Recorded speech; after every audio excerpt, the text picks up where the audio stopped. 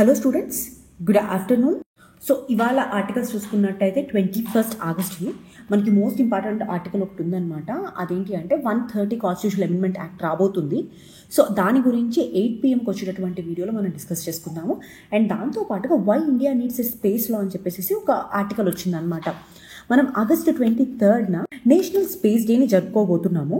So at the same time మన recent achievements గురించి, అసలు స్పేస్ లా ఎందుకు కావాలి ఇండియాకి అనే విషయం మీద డిస్కస్ చేసుకుందాము. సో ఫస్ట్ వచ్చినట్టయితే ఇండియా స్పేస్ సెక్టర్ అనేది హిస్టారిక్ అచీవ్మెంట్స్ అచీవ్ చేసింది. రీసెంట్గా చూసుకున్నట్టయితే అవేంటివి, చంద్రయాన్ 3 2023లో చూసుకున్నట్టయితే ఫస్ట్ సాఫ్ట్ ల్యాండింగ్ అనమాట మూన్ యొక్క సౌత్ పోల్ మీద. రెండోది ఆదిత్య L1 కానివ్వండి, సోలార్ అబ్జర్వేటరీ మిషన్, ఎక్స్పోసాట్, ఇది space based astronomic mission. And దాంతోపాటు గగన్యాన్ ప్లాన్ చేస్తున్నాం మనం, human space flight programme. So historic ships అనేవి మనం అబ్జర్వ్ చేయొచ్చు. అదే కాకుండా ప్రైవేట్ ప్లేయర్స్ అనమాట, స్కై రూట్ ఏరోస్పేస్ కానివ్వండి, అగ్నికుల్ కాస్మోస్ వాళ్ళు కానివ్వండి, వాళ్ళు ఇండియన్ మార్కెట్లోకి ఎంటర్ అవుతున్నారు. అండ్ దాంతో పాటుగా మనం చూసుకున్నట్టయితే అసలు ఇంటర్నేషనల్గా లీగల్ కమిట్మెంట్స్ ఏమి ఉన్నాయని చూద్దాం. ఫస్ట్ ఇండియా ఔటర్ స్పేస్ ట్రీటీకి సిగ్నేటరీ. ఔటర్ స్పేస్ ట్రీటీ దేనికి, ఏదైతే ఔటర్ స్పేస్ ఉందో దాన్ని పీస్ఫుల్ అండ్ నాన్ అప్రోప్రియేట్ యూషన్, అంటే పీస్ఫుల్గా యూజ్ చేసుకోవడానికి అండ్ అది ఎవరికి సంబంధించింది కాదు అని చెప్పేటటువంటి ట్రీటీ అనమాట ఈ ఔటర్ స్పేస్ ట్రీటీ. ఆ తర్వాత అది లయబిలిటీ కన్వెన్షన్ అంటారు అనమాట. అంటే ఏదైనా డ్యామేజ్ అయితే ఆ స్టేట్ లయబిలిటీ పెట్టాలి అని చెప్పేసి. అండ్ దాంతోపాటు registration convention, so space objects ఏవైతే ఉన్నాయో వాటిని రిజిస్టర్ చేసుకునే కన్వెన్షన్. సో ఇండియా ఈ మూడింటికి సిగ్నేటరీగా ఉంది. కానీ ఇష్యూస్ ఏంటి అంటే ఇవి అన్నీ ఉన్నా సరే ట్రీటీస్ బేస్డ్ ఇది, అంటే డొమెస్టిక్గా ఇండియా పరంగా మనకంటూ ఒక లెజిస్లేషన్ అంటూ లేదు. ఇది జస్ట్ ఇంటర్నేషనల్గా ఇది ఒక ట్రీటీ ఉంది, ట్రీటీలో మనం ఆబ్లిగేషన్ ఉంటుంది అంతే. అండ్ ఇంకొక ప్రాబ్లం ఏంటి అంటే ఇప్పుడు స్పేస్ కూడా ఇంకా ఎవాల్వ్ అవుతుంది, స్పేస్ టూరిజం అని చెప్పేసి, ఆస్ట్రాయిడ్ మైనింగ్ అని చెప్పేసి. సో ఏవైతే ఇదివరకు ఈ 1960s అండ్ 1970s మనం అనుకున్నామో విచ్ ఆర్ పాసిబుల్ అని అనుకోని కూడా అనుకోలేదు, అవన్నీ ఇప్పుడు పాసిబుల్ అయినాయి. సో వాటికి ఒక కొత్త రకం లా అనేది కావాలి కదా. అండ్ ఇంకా దాంతోపాటు మనం చూసుకున్నట్టు అసలు డొమెస్టిక్ లాస్ అంటే మన ఇండియాలో ఏమున్నాయి but what are the incomplete things అని చూసుకున్నట్టయితే ఫస్ట్ కరెంట్గా ఈ స్పేస్కి సంబంధించినటువంటి మేజర్ డామినెంట్ ప్లేయర్ ఇస్రో అనమాట. అండ్ అడ్మినిస్ట్రేటివ్గా ఇండియా స్పేస్ పాలసీ 2023 తీసుకొచ్చాము. ఇందులో ఏంటి అంటే ఇస్రో రీసెర్చ్ అండ్ డెవలప్మెంట్ చూసుకుంటుంది, NSIL తీసుకొచ్చామన్నమాట, న్యూ స్పేస్ ఇండియా లిమిటెడ్ అని చెప్పేసి. వాళ్ళు కమర్షియలైజేషన్ చూసుకుంటారు. అంటే స్పేస్కి సంబంధించినటువంటి శాటిలైట్స్ ఏమైనా ఉన్నాయనుకోండి, వాటి కమర్షియలైజేషన్ ఎవరు చూసుకుంటారు, NSIL చూసుకుంటుంది. అండ్ దాంతోపాటు వాటి యొక్క ఆథరైజేషన్ మనకి ఇన్ స్పేస్ వాళ్ళు చూసుకుంటారనమాట. సో ఇది ప్రెజెంట్లో ఉన్నటువంటి అడ్మినిస్ట్రేటివ్ మెకానిజం. అండ్ ఇంకా దాంతోపాటు జియోస్పాటియల్ గైడ్లైన్స్ అని 2021లో తీసుకురావడం జరిగింది. సో రిమోట్ సెన్సింగ్ డేటా ఏదైతే ఉంటుందో దాన్ని లిబరలైజ్ చేసాము అందులో. అండ్ 2020లో 100% FDI అనేది మనకి ఇందులోకి వచ్చేటట్టుగా లిబరలైజేషన్ పాలసీ తీసుకొచ్చామన్నమాట. సో ఓవరాల్ ఇది డొమెస్టిక్ లాస్. అండ్ ఇంకా చూసుకున్నట్టయితే అచీవ్మెంట్స్ ఏంటి, డొమెస్టిక్ లాస్ తర్వాత అసలు అచీవ్మెంట్స్ ఏంటి అని చూసుకుంటే ఫస్ట్ చంద్రయాన్ 3 ఆల్రెడీ మాట్లాడుకున్నాం కదా మనము, మూన్ యొక్క సౌత్ పోల్లో సాఫ్ట్ ల్యాండింగ్ చేసింది ఇది. Aditya L1 solar storm forecasting, XPoSat cosmic ray polarisation study, అదే కాకుండా పుష్పక్ అనమాట reusable launch vehicle. And Gaganyaan స్పెసిఫిక్గా హ్యూమన్ స్పేస్ ఫ్లైట్ కోసం మనం చేస్తుంది. అండ్ దాంట్లో క్రూ ఎస్కేప్ సిస్టమ్ టెస్ట్ చేసాం మనం. ఇంకా దాంతోపాటు కమర్షియలైజేషన్ కోసం NSIL ఈ రిమోట్ సెన్సింగ్ డేటా, అగ్నికుల్ వాళ్ళ లాంచ్ ఉన్నాయి కదా సార్టెడ్, ఇవన్నీ మేనేజ్ చేస్తుంది. అండ్ ఇంటర్నేషనల్గా NASA ISRO collaboration, GSAT series, space ఎక్స్తో ఆస్ట్రోనట్స్ ట్రైనింగ్. సో ఇవన్నీ అచీవ్మెంట్స్ అనమాట ఇండియా యొక్క స్పేస్ పాలసీకి. అండ్ ఇంకా మనం ఇప్పుడు ఉన్నటువంటి ఏవైతే లాస్ ఉన్నాయో, ఈ స్పేస్ పాలసీస్ ఏవైతే ఉన్నాయో అవి ఎందుకు సరిపోవట్లేదు, ఎందుకు ఇన్సఫిషియెంట్గా ఉన్నాయని చూద్దామన్నమాట. అండ్ అదే reason which is equal to, అంటే కొత్త స్పేస్ లా ఎందుకు కావాలి అనే దానికి కూడా ఇవే ఆన్సర్స్. ఫస్ట్ వచ్చేటప్పటికి వీక్ ప్రైవేట్ సెక్టర్ ఇంటిగ్రేషన్. ఇక్కడ మనం చూసుకున్నట్టయితే స్కై రూట్ ఏరోస్పేస్ వాళ్ళు విక్రమ్ 1 ఇంజన్స్ని టెస్ట్ చేయడానికి ట్రై చేశారు. కానీ ఈ రెగ్యులేషన్స్ వల్ల చాలా మంత్స్ వీళ్ళు డిలేని ఫేస్ చేశారనమాట. సో ప్రైవేట్ సెక్టర్ ఇంటిగ్రేషన్ చేయాలి అనే ఆలోచన ఉంది కానీ కంప్లీట్గా ప్రైవేట్ సెక్టర్ అనేది ఇంటిగ్రేట్ అవ్వట్లేదు. రెండోది వచ్చి లయబిలిటీ అండ్ ఇన్సూరెన్స్ గ్యాప్స్. ఇప్పుడు ఫర్ ఎగ్జాంపుల్ ఈ స్పేస్ ఎసెట్స్ కానివ్వండి, స్పేస్కి సంబంధించినటువంటి కానివ్వండి, వాటిని మేనేజ్ చేయాలన్నా, అసలు తయారు చేయాలన్నా చాలా అమౌంట్ ఖర్చు అవుతుంది అనమాట. సో బేసిక్గా అలాంటి వాటికి ఇన్సూరెన్స్ కానీ ఇలాంటివి ఏమైనా ఉన్నట్టయితే వాళ్ళు ముందుకు వచ్చి ఇలాంటివన్నీ ముందుకు తీసుకెళ్తారు. అలాంటివి లేకపోవడం వల్ల చాలామంది ప్రైవేట్ సెక్టర్ సెక్టర్లో ఉన్నవాళ్ళు ప్రైవేట్ సెక్టర్ స్పేస్లోకి రాలేకపోతున్నారు. అండ్ ఇంకోటి వచ్చినప్పటికి స్పేస్ సస్టైనబిలిటీ ఈజ్ నెగ్లెక్టెడ్. ఇక్కడ 2019లో ASAT టెస్ట్ జరిగిందనమాట. హండ్రెడ్స్ ఆఫ్ డెబ్రిస్ స్పేస్లో పంపించాం మనము. అండ్ ఇంకా PSLV C3 బ్రేకప్ అయినప్పుడు ఏవైతే రిమైన్స్ ఉంటాయో అవన్నీ ఇంకా ఆర్బిట్లోనే ఉన్నాయి. సో స్పేస్ సస్టైనబిలిటీ మీద ఏమి కొత్త పాలసీస్ కానీ లేదా ఒక రకమైనటువంటి గైడ్లైన్స్ కానీ డొమెస్టిక్గా అనేది లేదనమాట. అండ్ ఇంకోటి వచ్చేటప్పటికి అండర్ డెవలప్డ్ ఎకోసిస్టమ్, ఒక సింగిల్ లాంచ్ సైట్ అండ్ దాంతోపాటు ఇంపోర్ట్ డిపెండ్స్. లాంచ్ సైట్స్ చాలా తక్కువ ఉన్నాయి మనకి ఎకోసిస్టమ్ పరంగా చూసుకున్నట్టయితే. అండ్ దాంతోపాటు కాంపోనెంట్స్కి మనం ఇంపోర్ట్ మీద డిపెండ్ అవ్వాలి ఉంటుందన్నమాట. సో ఫర్ ఎగ్జాంపుల్ చెప్పాలి అంటే మనము ఎంత ఇంపోర్ట్ చేసుకున్నామో తెలుసా, దాదాపు 2011 కోట్లు ఇంపోర్ట్ చేసుకున్నాం మనం లాస్ట్ ఇయర్ చూసుకున్నట్టయితే. అంటే ఫినాన్షియల్ 21-22 చూసుకున్నట్టయితే ఎంత ఎక్స్పోర్ట్ చేసినామో తెలుసా మనం, 174 crores. 2000 కోట్లు మనం ఇంపోర్ట్ చేసుకుంటే అప్రాక్సిమేట్గా ఈ కాంపోనెంట్స్ విషయంలో ఆ ఓవరాల్గా ఎక్స్పోర్ట్ వచ్చి 174 అనమాట. 174 crore. అర్థమవుతుంది కదా ఎంత డిఫరెన్స్ ఉంది అనేది. అండ్ ఇంకోటి వచ్చి talent and technology gaps. So ఈ బేసిక్లీ పుష్పక్ ఏవైతే రీయూజబుల్ లాంచ్ వెహికల్స్ ఉన్నాయో అవి ఇంకా ఎక్స్పెరిమెంటల్ స్టేజ్లోనే ఉన్నాయన్నమాట. అవి ఇంకా మెచ్యూర్ స్టేజ్లోకి రాలేదు. దీనికి మేజర్ రీజన్ టాలెంట్ సరిగ్గా లేకపోవడం, దాంతోపాటు టెక్నాలజీ అడాప్ట్ చేసుకోలేకపోవడం. ఇంకోటి వచ్చేప్పుడు limited international cooperation. Global space economy మొత్తం చూసుకుంటే ఇండియా షేర్ జస్ట్ 2% మాత్రమే ఉందన్నమాట. PSLV launches one of the cost effective, మనకి వరల్డ్లో cost effective launches PSLV. So ఇలాంటివి మన దగ్గర ఉన్నా సరే మనకి ఇంటర్నేషనల్ కాంపిటివ్నెస్ అనేది ఇంకా రాలేదు. సో ఇప్పుడు ఈ అవుటర్ స్పేస్కి సంబంధించినటువంటిది అసలు ఈ నేషనల్ స్పేస్ రిజిస్ట్రేషన్ యొక్క రిలవెన్స్ ఏంటి అనేది చూద్దాం అనమాట. అంటే ఇంప్లికేషన్స్ ఎలా ఉంటాయని చెప్పేసి. ఫస్ట్ ఆపరేషనలైజింగ్ ఆబ్లిగేషన్స్ అంటే ఏంటి అంటే, ఇప్పుడు స్టాట్యూటరీగా ఒక బ్యాకింగ్ ఉంది అనుకోండి, ఒక ఇలా గైడ్లైన్స్ ఉండాలి అనే విషయం మీద. సో ఆథరైజ్ ఎవరు చేస్తారు, సూపర్వైజ్ ఎవరు చేస్తారు, దీని కంప్లైన్స్ ఎవరు చేస్తారు. సో ఇలాంటివి ఉంటే ఎలాంటి డిలేస్ లేకుండా మనం అబ్జర్వ్ చేయొచ్చు అనమాట, మనం ముందుకు తీసుకెళ్ళొచ్చు ప్రోగ్రామ్ని. రెండోది మేనేజింగ్ స్టేట్ లయబిలిటీ. సో ఇక్కడ ఈ ట్రీటీ ఉండడం వల్ల ఏమవుతుంది అంటే ఈ స్పేస్ లెజిస్లేషన్స్ ఉండడం వల్ల ఏమవుతుందంటే, the will make India liable. అంటే డొమెస్టిక్ లా ఇన్సూరెన్స్ కానివ్వండి, లయబిలిటీ కానీ ఇవ్వడం జరుగుతుంది స్టేట్ అంటే కంట్రీ గవర్నమెంట్. సో దానివల్ల ప్రైవేట్ సెక్టర్ పార్టిసిపేషన్ ఇంకా ముందుకు తీసుకెళ్ళగలుగుతాం అనమాట. Enabling private sector participation. So వీటి వల్ల ప్రైవేట్ సెక్టర్ ఇంకా ముందుకు వెళ్తుంది. ఫర్ ఎగ్జాంపుల్ ఇప్పుడు మనకి స్కై రూట్ కానీ, ధ్రువ కానివ్వండి, ఈ క్లియర్ రెగ్యులేషన్స్ ఇన్ స్పేస్ ఇవన్నీ వచ్చిన తర్వాతే కదా బాగా ముందుకు వచ్చాయి. సో ఇంకా ప్రైవేట్ సెక్టర్ పార్టిసిపేషన్ కావాలంటే మనకి డొమెస్టిక్గా నేషనల్ స్పేస్ రిజిస్ట్రేషన్ అనేది కావాలి. ఇంకోటి ప్రమోటింగ్ సస్టైనబిలిటీ. సో ఇక్కడ మనం చూసుకున్నట్టయితే ఈ ఫ్రాగ్మెంట్స్ ఏవైతే ఉన్నాయో మనకి పైన ఆర్బిట్లో ఉంటున్నాయో, సో వాటన్నిటిని కూడా కలెక్ట్ చేసుకొని కిందకి తీసుకొచ్చినటువంటి ప్లానింగ్ చేయాలి, అలాంటి టెక్నాలజీస్ డెవలప్ చేసుకోగలగాలి. సో దానికి మనకు ఒక స్పేస్ రిజిస్ట్రేషన్ అప్పుడు అది ఇంకా ఈజీ అవుతుందన్నమాట. సో అసలు బెనిఫిట్స్ ఏంటి? ఫస్ట్ బెనిఫిట్ వచ్చినప్పుడు రెగ్యులేటరీ సర్టైనిటీ. ఇందాక మాట్లాడాం కదా, లైసెన్సింగ్ కానీ, లైబిలిటీ కానీ స్టేట్ ఇస్తుందా, లేకపోతే ప్రైవేట్ ప్లేయర్ ఇస్తారా, ఐపీ రైట్స్ కానీ, ఎఫ్డిఐ నేమ్స్ కానీ.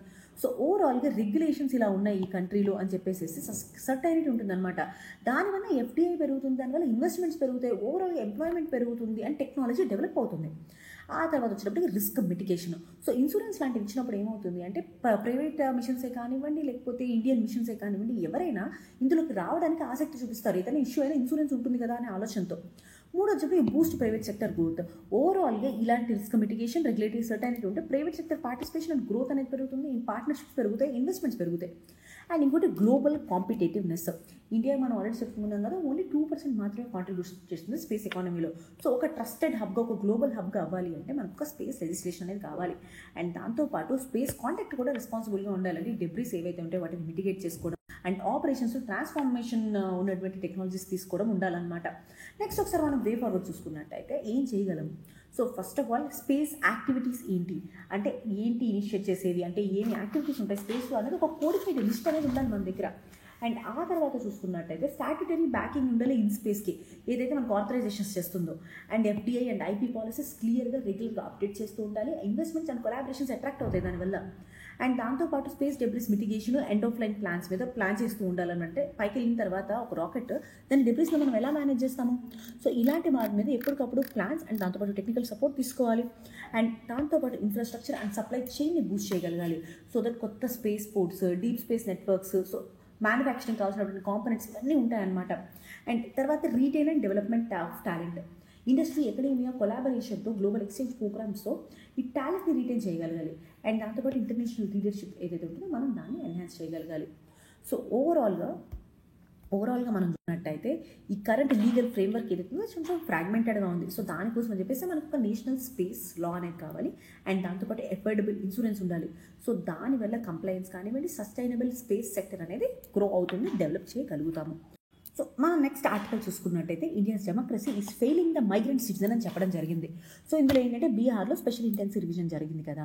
సో దాదాపు 3.5 మిలియన్ నేమ్స్ అందులో నుంచి లేవన్నమాట. సో మైగ్రెంట్స్ చాలామంది ఎవరైతే ఉన్నారో వాళ్ళు పర్మనెంట్గా డిలీట్ అయిపోయారు వాళ్ళ లిస్ట్లో నుంచి. సో దీని గురించి మైగ్రెంట్ క్రైసిస్ గురించి మాట్లాడుకోబోతున్నాం ఈ టాపిక్లో మనము.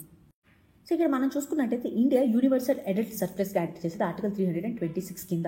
సో 18 years పైబడిన వాళ్ళు అందరూ ఓటు వేసేటటువంటి అవకాశం కల్పిస్తుంది. అండ్ మనకి ఇండియాలో ఇంటర్నల్ మైగ్రెంట్స్ అంటే ఇండియా లోపలైనటువంటి మైగ్రేషన్ చూసుకుంటే 450 million పీపుల్ మైగ్రేట్ అవుతారు అండ్ వాళ్ళు ఓట్ చేయడానికి స్ట్రగుల్ అవుతున్నారు అనమాట. ఫర్ ఎగ్జాంపుల్ బీహార్లో స్పెషల్ ఇంటెన్సివ్ రివిజన్ జరిగినప్పుడు దాదాపు 65 lakh నేమ్స్ డిలీట్ అయిపోయే మైగ్రెంట్స్ ఎవరైతే ఉంటారో వారు జెన్యూన్ ఓటర్స్. సో దానివల్ల గ్యాప్స్ మనకు అర్థమవుతున్నాయి కదా. సో నెక్స్ట్ ఏంటి అంటే అసలు కాజెస్ ఏంటి ఈ మైగ్రెంట్స్ యొక్క ఎక్స్క్లూజన్కి? ఫస్ట్ రీజన్ వచ్చేటప్పటికి సెడెంటరీ ఎలక్టోరల్ డిజైర్. ఇప్పుడు ఓటర్ ఐటీ ఏదైతే ఉందో అది పర్మనెంట్ రెసిడెన్స్ ఏదైతే ఉందో దానికి లింక్ అవుతుంది అనమాట. సో అదే ఫిక్స్డ్ సెటిల్మెంట్ అని చెప్పేసి ఆలోచించుకుంటూ ఉంటారు. ఇప్పుడు ఏంటి మీ ఓటర్ ఐడి మీద ఒక అడ్రస్ ఉంటుంది కదా, అది మీ ఫిక్స్డ్ పర్మనెంట్ ప్లేస్ అని ఆలోచించేటటువంటి సెటిల్మెంట్ సిస్టమ్ అనమాట. సో దానివల్ల ఏమవుతుంది, ఇప్పుడు మైగ్రెంట్స్ బీహార్లో ఉన్న వాళ్ళు ముంబైలో వర్క్ చేస్తూ ఉంటారు, వాళ్ళు ఓట్ని రిజిస్టర్ చేసుకోవాలి కదా. సో అదొక మేజర్ ప్రాబ్లమ్, ఈ ఎలక్టోరల్ డిజైనే అట్లా ఉంది. రెండోది సర్క్యులర్ మైగ్రేషన్ ఇగ్నోర్డ్. సో ఇక్కడ ఏంటి అంటే సీజనల్గా కానీ సర్క్యులర్ కానీ మైగ్రెంట్స్ వెరిఫికేషన్ టైంలో ఉండలేకపోతారు. ఆ పర్టికులర్ టైంలో లేని వాళ్ళు అసలు లేనట్టే ఇంకా చూస్తారనమాట. ఫర్ ఎగ్జాంపుల్ పంజాబ్లో ఫార్మింగ్ వెళ్ళినప్పుడు ఈ బీహార్ నుంచి లేబర్స్ వెళ్తారు అక్కడికి. సో అక్కడ వెరిఫికేషన్ డ్రైవ్స్ అన్నప్పుడు వాళ్ళు ఉండరు కదా. సో అప్పుడు వాళ్ళ నేమ్ ఎక్స్క్లూడ్ అయిపోతుంది. అది రెండో ప్రాబ్లమ్. మూడు వచ్చినప్పుడు ల్యాక్ ఆఫ్ పోర్టబిలిటీ. ఇప్పుడు 1 nation 1 రేషన్ కార్డు, రేషన్ కోసం ఓటర్ ఐడి కూడా ఒక లొకేషన్ బేస్డ్ లేకపోవడం అనమాట. సో ఇప్పుడు బెంగళూరులో ఉన్నటువంటి మైగ్రెంట్స్ రేషన్కి వెళ్ళాలి అంటే 1 nation 1 రేషన్ కార్డులో వెళ్తారు, కానీ ఓట్ అలా చేయగలరా? చేయలేరు కదా. సో ఈ పోర్టబిలిటీ అనేది లేకపోవడము. అండ్ ఇంకోటి వచ్చినప్పటికీ అడ్మినిస్ట్రేటివ్ బ్యారియర్స్. అంటే ఏంటి అంటే ఇక్కడ ఒకవేళ ఓటరింగ్ చేయాలనుకుంటే ప్రూఫ్ ఆఫ్ రెసిడెన్స్ అనేది ఇవ్వాలి కదా. అండ్ దాంతోపాటు మనకు ఒక స్టడీ ప్రకారం చూసుకున్నట్టు Form 6 అంటే ఓటర్ ఐడెంటిటీ కోసం ఉన్నటువంటి Form 6 గురించి చాలా మందికి తెలియదు కూడా తెలియదు. అండ్ దాంతోపాటు digital literacy one of the major reason. ఇంకొకటి హోస్ట్ స్టేట్ రిలక్టెన్స్. ఇప్పుడు ఏంటి అంటే ఒకవేళ కొత్తగా మైగ్రెంట్స్ యాడ్ అయినా లేకపోతే కొంతమంది వెళ్ళిపోయినా సరే ఏదైతే స్టేట్ ఎలక్షన్స్ జరుగుతున్నాయో అక్కడ డెమోగ్రఫికల్గా తేడా వచ్చేటటువంటి అవకాశం ఉంటుంది కదా. సో అందుకని చెప్పి అక్కడ ఉన్నటువంటి పొలిటికల్గా కానివ్వండి ఆ హోస్ట్ స్టేట్ ఏదైతే ఉంటుందో వాళ్ళు రిలక్టెన్స్ చూపిస్తారనమాట ఈ మైగ్రెంట్స్ని యాడ్ చేసుకోవడానికి. అండ్ ఇంకా మనం చూసుకున్నట్టయితే జెండర్ ఛాలెంజెస్. ఇందాక చెప్పుకున్నాం కదా, women higher risk of deletion face చేస్తారని. బీహార్లో కూడా దాదాపు 60% ఆఫ్ ద ఉమెన్ ఈ higher risk of deletion face చేశారు. అండ్ ఇంకోటి ల్యాక్ ఆఫ్ అవేర్నెస్ అనమాట. ఇందాక మనం ఆల్రెడీ మాట్లాడుకున్నాం మైగ్రెంట్స్ ఈ Form 6 గురించి చాలా మందికి తెలియదు. అండ్ దాంతోపాటు డిజిటల్ డివైడ్, దానివల్ల స్మార్ట్ ఫోన్ పెనిట్రేషన్ అనేది లోగా ఉంటుంది కదా. సో ఇవన్నీ మేజర్ ఈ మైగ్రెంట్స్ యొక్క ఎక్స్క్లూజన్కి. సో ఇప్పుడు ఈ మైగ్రెంట్ ఎక్స్క్లూజన్స్ వల్ల ఉన్నటువంటి ఇంప్లికేషన్స్ అనేవి చూద్దాము. First and foremost implication democracy deficit. Democracy అనేది బాగా వర్క్ అవ్వాలంటే ఎప్పుడు అవుతుంది, అక్కడ ఉన్నటువంటి సిటిజన్స్ అంతా ఓట్ చేసి ఎన్నిక చేసుకోవాలి ఒక పర్సన్ని. సో ఈ డెమోక్రసీని మనకి ఆర్టికల్ 326 ఇస్తుంది. సో ఆర్టికల్ 326ని వైలేట్ చేస్తుంది. ఇది ఒక డెమోక్రసీకి డెఫిసిట్. ఇంకోటి లో ఓటర్ టర్న్అవుట్. అసలు ఎన్రోల్మెంట్లే తక్కువ ఉంటే ఓటర్ టర్న్అవుట్ ఇంకెంత తక్కువ ఉంటుంది. సో ఓవరాల్గా ఆ మోటివేషన్ కానివ్వండి ఆ రకమైనటువంటి ఆలోచన కానీ పోతుంది. సో దానివల్ల ఓటర్ టర్న్అవుట్ అనేది తగ్గిపోతుంది, రిప్రజెంటేషన్ తగ్గుతుంది. ఇంకోటి మార్జినలైజేషన్. స్పెసిఫిక్గా మనం ఉమెన్ విషయంలో చెప్పాం, చాలామంది ఉమెన్ స్పెసిఫిక్గా ఇందులో రాలేదు అని చెప్పి. అండ్ దాంతోపాటు మార్జినలైజేషన్ ఆఫ్ దారిద్స్, ఆదివాసీస్, ఓబీసీస్. సో వాళ్ళు వాయిస్ని లూజ్ అవుతారు. తర్వాత జెండర్ ఇన్ఈక్వాలిటీ. ఇందాక ఉమెన్ గురించి మాట్లాడుకున్నాను. హయ్యర్ అమౌంట్ ఆఫ్ డిస్ఎన్ఫ్రాంచ్మెంట్ అనేది ఏదైతే ఉందో అది ఉమెన్ ఫేస్ చేస్తున్నారు. అండ్ ఇంకోటి గవర్నెన్స్ కోఆర్డినేషన్. ఈ మనం 1 nation 1 రేషన్ కార్డులో మనం ఎట్లా ఇప్పుడు బెంగళూరులో ఉన్నారనుకోండి, అక్కడ వెళ్ళి వాళ్ళ రేషన్ తీసుకోవచ్చు కదా. అట్లానే ఈ పర్సన్ ఈ ఎవరైతే బెంగళూరులో ఉంటున్నారో వాళ్ళు అక్కడ నుంచి ఓట్ వేయచ్చా, లేకపోతే బెంగళూరులో ఉన్నటువంటి ఎమ్మెల్యేకి ఎంపీ ఓట్ చేయొచ్చా అంటే అలాంటివి ఏం లేవు కదా. సో దీన్నే పోర్టబిలిటీ లేకపోవడం అంటారు. అండ్ ఇంకోటి వచ్చేటప్పటికి ఇన్స్టిట్యూషనల్ డిస్ట్రస్ట్.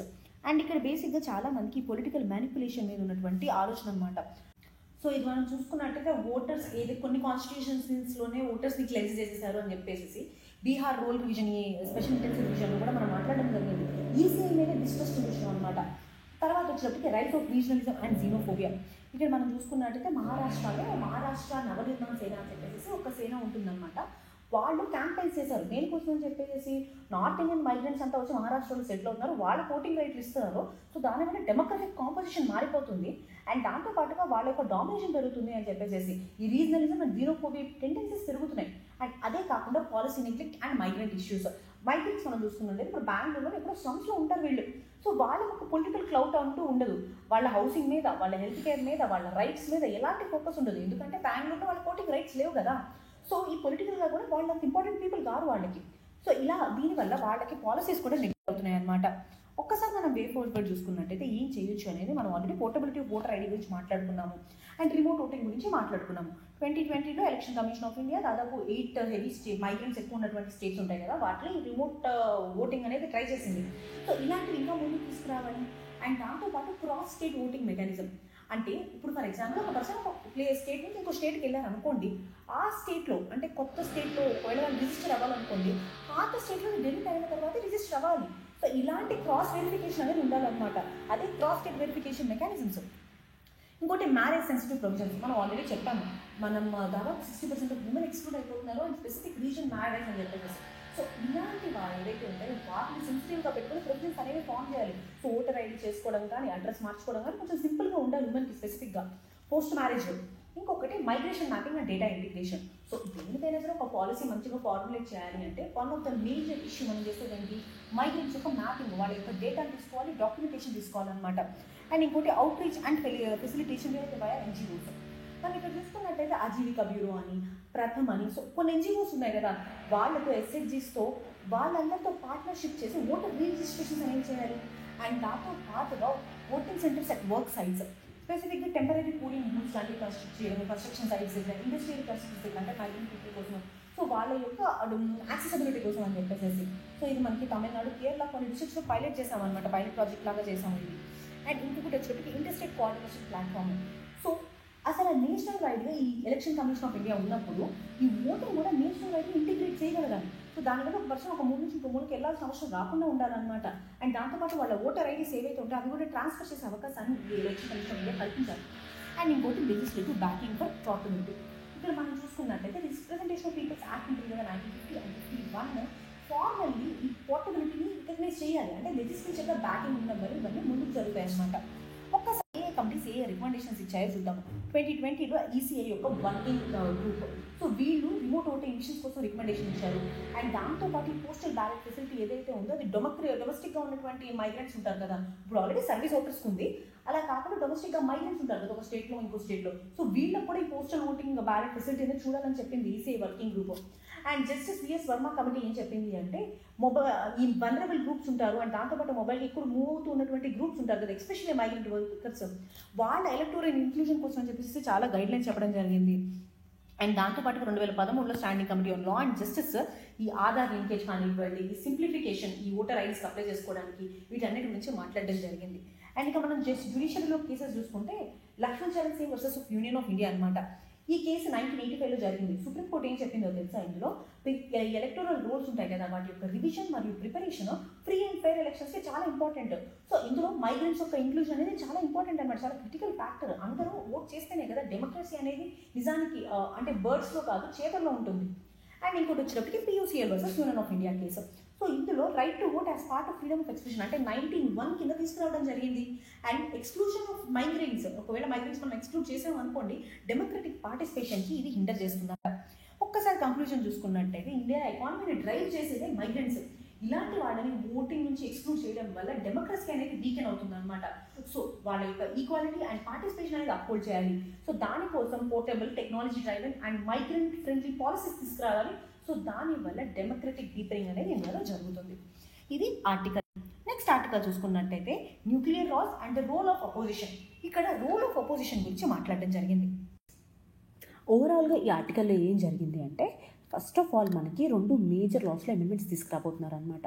ఒకటి civil liability for nuclear damages act, CLNDA act అంటారు, ఇంకోటి atomic energy act. So first of all ఏం జరిగింది అంటే 2010 టైంలో Indo US civil nuclear agreement అవుతుందన్నమాట. అయిన తర్వాత ఏంటది Indo US civil nuclear agreement, ఇది 2010లో అవుతుంది. ఆ తర్వాత వెంటనే ఈ CLNDA యాక్ట్ని తీసుకొస్తారనమాట. CLNDA యాక్ట్ అంటే ఏంటి అంటే civil liability and nuclear damages act. So దీని కింద ఏంటి అంటే ఏదైనా ఫారెన్ కానీ ఎవరైనా సరే న్యూక్లియర్ ఎక్విప్మెంట్ సప్లయర్స్ ఉంటారు కదా, ఈ ఎక్విప్మెంట్ సప్లయర్స్ ఎవరైతే ఉంటారో ఏదైనా న్యూక్లియర్ యాక్సిడెంట్ అయిందనుకోండి, సో ఆ టైంలో అయినటువంటి డ్యామేజెస్కి ఈ ఎక్విప్మెంట్ సప్లయర్స్ కూడా లయబుల్ అని చెప్తుంది అనమాట.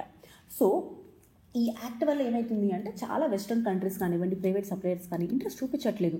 ఏమని చెప్పేసి అసలు ఇప్పుడు ఏదైనా న్యూక్లియర్ ఇన్సిడెంట్ అయితే మేము లైబుల్ అవుతాం కదా అని చెప్పేసి చాలామంది ఫియర్ కూడా అవుతున్నారు అనమాట. సో దానికోసం అమెండ్మెంట్స్ అవి తీసుకురాబోతున్నారు. సో రీసెంట్గా ఫిబ్రవరి 2024లో కూడా చూసుకున్నట్టయితే కాంగ్రెస్ పార్టీ అంటే లీడర్ ఆఫ్ అపోజిషన్లో ఉందన్నమాట.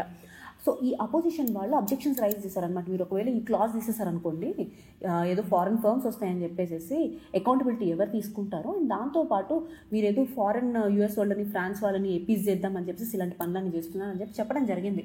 సో ఓవరాల్గా మనం ఈ అమెండ్మెంట్ జరిగిన తర్వాత ఈ లాస్ గురించి మాట్లాడుకుందాము. అండ్ ఫర్దర్గా ఇక్కడ మాట్లాడుకోవాల్సింది ఏంటి అంటే మనకి అసలు అపోజిషన్ యొక్క రోల్ ఏంటి, సిగ్నిఫికెన్స్ ఏంటి అపోజిషన్కి, అండ్ ప్రస్తుతం ఉన్నటువంటి చేంజెస్ ఏంటి అపోజిషన్తో. ఫస్ట్ ఆఫ్ ఆల్, ఒక parliamentary democracy debate, deliberation and dissent ఈ మూడింటి మీద థ్రైవ్ అవుతుంది అనమాట. సో ఈ మూడు ఉండాలి అంటే అపోజిషన్ అనేది one of the major important factor. Opposition లేకుండా డిబేట్ కానీ డిస్కషన్ కానీ ఎవరితో చేస్తారు? అండ్ ఈ అపోజిషన్ ఏమైనా సరే గవర్నమెంట్ యాక్షన్స్ ఉంటాయి కదా, దానికి వాచ్ డాగ్ లాగా యాక్ట్ చేస్తుంది. ఆర్టికల్ 75(3) కింద council of ministers collective responsibility ఉంటుంది. అండ్ ఈ కలెక్టివ్ రెస్పాన్సిబిలిటీని ఎన్ఫోర్స్ చేసేది ఎవరు? అపోజిషనే. ఫస్ట్ ఆఫ్ ఆల్ అపోజిషన్ యొక్క సిగ్నిఫికెన్స్ చూద్దాం. ఫస్ట్ అకౌంటబిలిటీ అండ్ దాంతోపాటు స్క్రూటినీ చేస్తుంది అనమాట. Question or, adjournment or, no confidence motion. So ఇలాంటి డివైజెస్ ఉంటాయి కదా, వాటిని యూజ్ చేసుకొని గవర్నమెంట్ని క్వశ్చన్ చేస్తారు, గవర్నమెంట్ని ఒక పాలసీ విషయంలో అడుగుతారు. అండ్ గవర్నమెంట్ ఒకవేళ మెజారిటీ లూజ్ అయింది అనుకోండి, నో కాన్ఫిడెన్స్ మోషన్ పాస్ చేస్తారు. సో దీనివల్ల అకౌంటబిలిటీ అండ్ స్క్రూటినీ అనేది ఉంటుంది. ఫర్ ఎగ్జాంపుల్ మనకి పెగసస్ స్పైవేర్ కాంట్రవర్సీలో కానివ్వండి, లేదా డిమానిటైజేషన్ టైంలో కానీ అపోజిషన్ అడిగే క్వశ్చన్స్ వల్ల మనకి చాలా వరకు గవర్నమెంట్ అకౌంటబుల్గా ఉంచగలిగాము. రెండోది వచ్చేటప్పటికి checks on constitutional norms. So majoritarian government ఎప్పుడైతే ఉంటుందో, అంటే గవర్నమెంట్ మెజారిటేరియన్ అథారిటేరియన్ టెండెన్సీస్ చూపిస్తుందో ఆ టైంలో చెక్స్ అండ్ బ్యాలెన్సెస్ పెడతారనమాట. ఎమర్జెన్సీ టైంలో స్పెసిఫిక్గా చూసినట్టయితే అపోజిషన్ అసలు రెసిస్టెన్స్ మూవ్మెంట్స్ ఎన్ని చేసింది 1975 నుంచి 77 మధ్యలో. ఆ తర్వాత డెమోక్రసీని ఎమర్జెన్సీ నుంచి తీసుకొచ్చింది ఎవరంటే అపోజిషనే. సో కాన్స్టిట్యూషన్ని చెక్లో ఉంచుతుంది మనకి ఈ అపోజిషన్ అనేది. మూడోది policy creation and alternatives. So public opinion చెప్పాలి అన్నా సరే, సొల్యూషన్స్ ప్రపోజ్ చేయాలి అన్నా సరే, దేనికైనా సరే అపోజిషన్ ముందు ఉంటుందన్నమాట.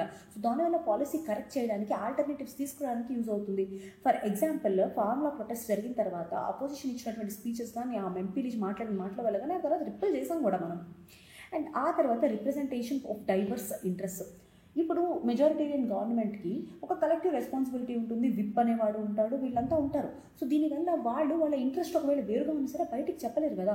కానీ అపోజిషన్ అలా కాదు, ఏదైనా ప్రాబ్లం ఉన్నా, ఏదైనా క్రిటిసిజం ఉన్నా వెంటనే చెప్పగలుగుతుంది. సో దానివల్ల అందరి పాయింట్ ఆఫ్ వ్యూ తీసుకునేటటువంటి అవకాశం ఉంటుంది. For example GST bill, state compensation provisions కానివ్వండి, ఇవన్నీ అపోజిషన్ యొక్క స్పీచెస్ నుంచి తీసుకున్నవే. అండ్ ఇంకొకటి జ్యుడిషియల్ ఓవర్ సైట్. ఈ పిటిషన్స్ ఏవైతే ఉంటాయో, అంటే ఈ ఫర్ ఎగ్జాంపుల్ అపోజిషన్ రైజ్ చేసినటువంటి కన్సర్న్స్ ఉంటాయి కదా, దాని గురించి పిటిషన్స్ ఏవైతే ఉంటాయో అవి ట్రాన్స్పరెన్సీని కూడా ఇన్షూర్ చేస్తే జ్యుడిషియల్ ఓవర్ సైట్లో మనం చూసుకుంటే. ఎలక్టోరల్ బాండ్స్ స్ట్రక్ చేసింది జ్యుడిషియల్. ఫస్ట్ వచ్చేటప్పటికి న్యూమరికల్ డిసడ్వాంటేజ్ అంటారు. So weak numbers limit influence. ఇక్కడ మనం చూసుకున్నట్టయితే 16th లోక్సభ 2014 నుంచి 19 మధ్యలో అసలు లీడర్ ఆఫ్ అపోజిషన్ లేరు. అంటే పార్టీ కనీసం 10% కనుక తెచ్చుకున్నట్టయితే సీట్లో అప్పుడు వాళ్ళే లీడర్ ఆఫ్ అపోజిషన్ రోల్ ఇస్తారనమాట. సో ఆ లీడర్ ఆఫ్ అపోజిషన్ రోలే లేకపోవడం వల్ల లోక్పాల్, సిబిఐ డైరెక్టర్, సో ఇలాంటి అపాయింట్మెంట్స్ లీడర్ ఆఫ్ అపోజిషన్ పక్కా ఉండాలి కదా. సో ఇలాంటి అపాయింట్మెంట్స్ అన్నీ ఆగిపోయాయి పాయింట్ ఆఫ్ టైంలో. అండ్ ఇంకోటి ఫ్రాగ్మెంటేషన్ అండ్ ఐడియాలజికల్ డైవర్సిటీ. ఇక్కడ మనం చూసుకున్నట్టయితే రీజనల్ ఆస్పిరేషన్స్ అనేవి ఏవైతే ఉంటాయి అవి నేషనల్ స్ట్రాటజీ, అంటే ఓవరాల్గా నేషన్ అనేటువంటి విజన్ని ఓవర్ షాడో చేసేస్తున్నాయి. అండ్ ఒక యూనిఫైడ్ ఫ్రంట్ ఫామ్ చేయలేకపోతున్నాం అనమాట. ఇప్పుడు మనం చూసుకున్నట్టయితే ఇండియా బ్లాక్ వచ్చింది 2023లో. వీళ్ళందరూ కలిపి 2024 చూసుకుంటే ఆ షీట్ షేరింగ్ కాన్ఫ్లిక్ట్స్ కానివ్వండి, సీట్లు ఎలా పంచుకోవాలనే విషయంలో కానివ్వండి, సో ఇవన్నీ ఇష్యూస్ అనేది మనం గమనించవచ్చు అనమాట. ఇంకోటి వచ్చేట్టుగా విండిక్టివ్ పాలిటిక్స్ అంటే ఏంటి అంటే, ఇప్పుడు ఫర్ ఎగ్జాంపుల్ ఈడీని, సిబిఐని ఎప్పుడు ఏదో ఒకటి అంటూనే ఉంటారు అపోజిషన్ చూసినట్టయితే. అండ్ ఫ్రీక్వెంట్ ఎలిగేషన్స్ అనమాట ఇన్వెస్టిగేటివ్ ఏజెన్సీస్ మీద. అండ్ ఇంకా సుప్రీంకోర్టులో 2023 పిటిషన్లో చెప్తే దాదాపు 95% ఆఫ్ ఈడీ ప్రోబ్స్ అపోజిషన్ లీడర్స్ని టార్గెట్ చేశాయంట. ఎగ్జాంపుల్ మనం చూద్దాం, అరవింద్ కేజ్రీవాల్ కేసు కానివ్వండి, మన కవిత గారి కేసు కానివ్వండి, ఢిల్లీ లిక్వర్ పాలసీ కేసులో హేమంత్ సోరెన్ గారి కేసు కానివ్వండి, land scams case, and Rahul Gandhi యొక్క డిస్క్వాలిఫికేషన్ కానివ్వండి. సో ఇవన్నీ మనకి విండిక్టివ్ పాలిటిక్స్ అండ్ దాంతోపాటు ఐడియాలజీ, అంటే ఒక రకమైనటువంటి ఆలోచనతో వెళ్తున్న పొలిటికల్లీ మోటివేటెడ్గా కనిపిస్తాయి అనమాట. ఫినాన్షియల్ అండ్ ఆర్గనైజేషనల్ కన్స్ట్రెంట్స్ ఇక్కడ మనం చూసుకున్నట్టయితే, ఇక్కడ ఎలక్టోరల్ ఫండింగ్ విషయంలో చూసుకుంటే చాలా స్కీమ్డ్ ఉంది. ఎలక్టోరల్ బాండ్ స్కీమ్ జరిగింది కదా మనకి. సో ఈ స్కీమ్ మీద సుప్రీంకోర్టు ఇది అన్కాన్స్టిట్యూషన్ అని చెప్పి మనకి 2024 స్టార్టింగ్లో చెప్పింది, ట్రాన్స్పరెన్సీ లేదు, ఏం లేదు అని చెప్పేసి. ఇక్కడ 80% ఆఫ్ ద డొనేషన్స్ రూలింగ్ పార్టీకి వెళ్ళాయి. ఇప్పుడు ఫినాన్షియల్గా కూడా అంటే ఎక్కువ డొనేషన్స్ ఎవరికి వెళ్తున్నాయి? రూలింగ్కి వెళ్తున్నాయి. అపోజిషన్ దగ్గర ఫినాన్షియల్గా కూడా కన్స్ట్రెంట్స్ ఉంది. ఇంకా media access and narrative control. So first of all financial access లేదు, దాంతోపాటు అపోజిషన్కి చాలా తక్కువ కవరేజ్ ఉంటుంది మీడియాలో చూసుకున్నట్టయితే. మీడియా ఎప్పుడు హాట్ టాపిక్స్ కోసం వెతుకుతూ ఎప్పుడు లైమ్ లైట్లో ఉన్న వాళ్ళని ఫోకస్ చేస్తూ ఉంటుంది అనమాట. సో దీనివల్ల ఏమవుతుంది, మీడియాలో అపోజిషన్ యొక్క పాయింట్ ఆఫ్ వ్యూ అనేది చాలా తక్కువ కవర్ అవుతుంది. ఆ తర్వాత లెజిస్లేటివ్ అండ్ ప్రొసీజరల్ హర్డిల్స్ మనం చూసుకున్నట్టయితే బిల్స్ పాస్ అయినవి they are pass without debate అనమాట. క్రిమినల్ లా బిల్స్ కానివ్వండి, ఎన్సిటీ అమెండ్మెంట్ బిల్ కానివ్వండి, ఇవన్నీ అసలు డిబేట్ లేకుండానే పాస్ అయిపోతున్నాయి. అండ్ ఇంకోటి declining role of committees.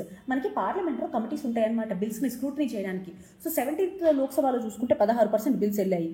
And అదే 15th లోక్సభలో 71% బిల్స్ వెళ్ళాయి అనమాట. ఎంత తగ్గినాయో మనం అర్థం చేసుకోవచ్చు. And increase use of ordinances. Parliamentary డిబేట్ని బైపాస్ చేసుకుంటూ ఆర్డినెన్సెస్ యూజ్ చేసుకోవడం వల్ల ఏమవుతుంది అంటే, ఫర్ ఎగ్జాంపుల్ మనకి డిజిటల్ డేటా రూల్స్ ఆర్డినెన్స్ అని చెప్పేసి అసలు డిస్కషన్ లేకుండానే డిజిటల్ డేటాని ఎలా మేనేజ్ చేయాలనేటువంటి ఆర్డినెన్స్ పాస్ చేసేసారు వీళ్ళు.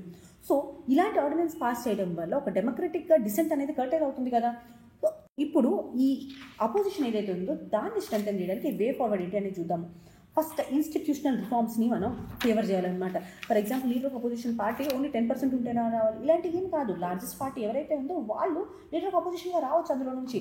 సో ఇలాంటివి ఏవైనా అమెండ్మెంట్స్ తీసుకురావాలి. సో దానివల్ల దాని మీద డిపెండ్ అయినటువంటి ఏజెన్సీస్ ఉన్నాయి కదా, లోక్పాల్ కానీ సిబిఐ కానీ. సో ఇలాంటి ఏజెన్సీస్ ఒక అపాయింట్మెంట్స్లో ఇబ్బంది రాదు. రెండోది fair and equal electoral funding అనమాట.